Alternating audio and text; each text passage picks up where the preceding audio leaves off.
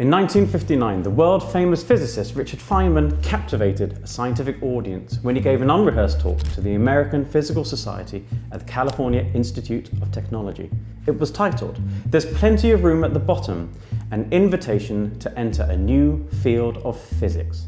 In this, he spoke about manipulating matter on an atomic scale, mechanically arranging atoms to synthesize new chemicals. He suggested a thought experiment.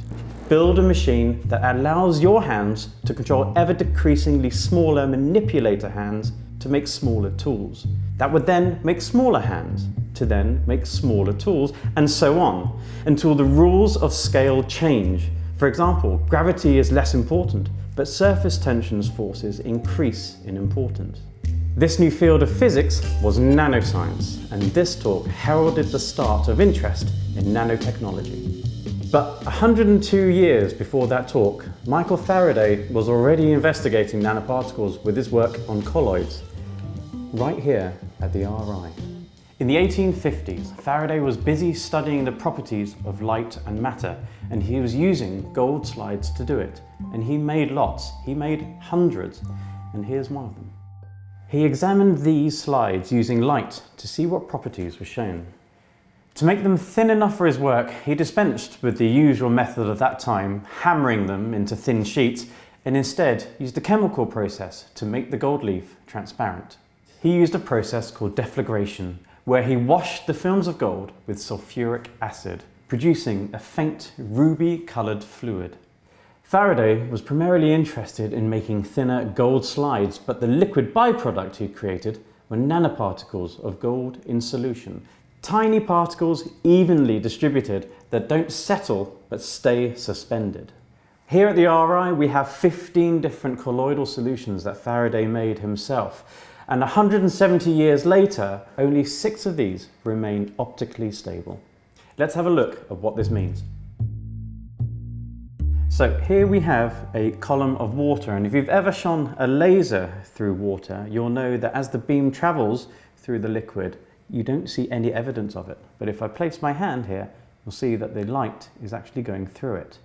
Now, if I do this to one of Faraday's colloidal solutions, you should see something incredibly different. So what we can see very clearly is the beam of light traveling through one of Faraday's original colloids.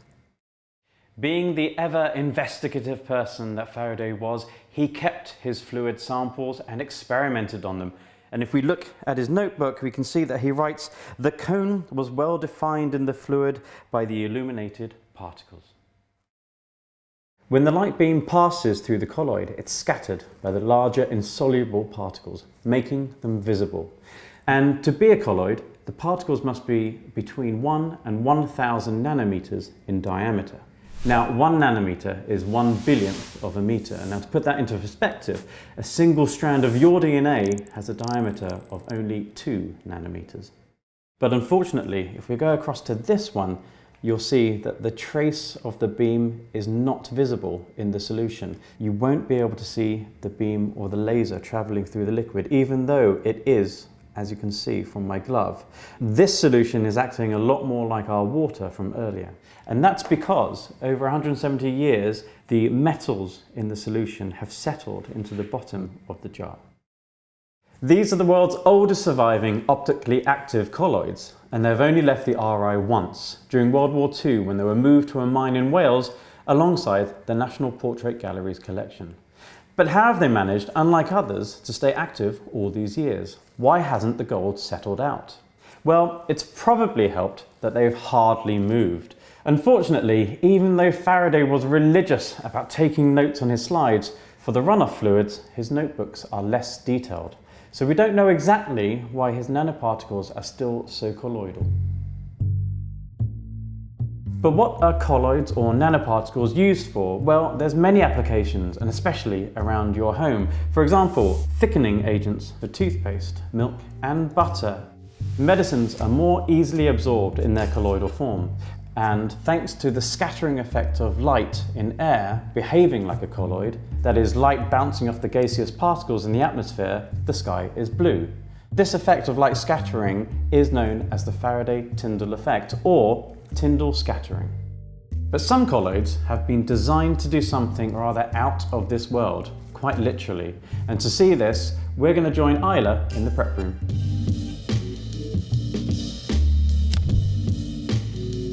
So here we are in the prep room. We have lots of things going on here, but what I want to show you is this.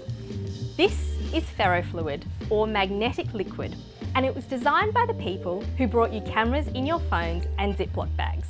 NASA, of course. In the 1950s, Steve Perpel invented this ferrofluid. They're nanoparticles of iron in a medium. And it was designed so that fuel could be carried around in zero gravity, when rockets are up in space. This stuff is beautiful, and it also has some incredible properties. Below this tray of ferrofluid, we have a really big electromagnet. This is part of our collection and made by William Coates. He was an RI, science communicator, technician, an all-round legend really, and he worked here from the 1940s all the way up to 1986. These copper coils are connected up to some power packs, and when we turn the electricity on, we'll have a magnetic field being created underneath the ferrofluid, and you'll see something incredible happen.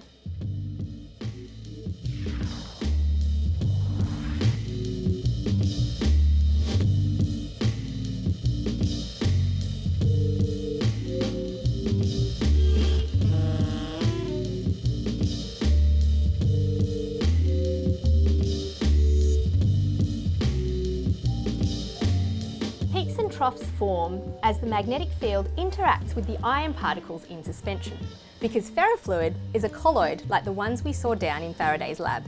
These form energetically favourable shapes as the spikes of fluid ride the magnetic field lines out into the air.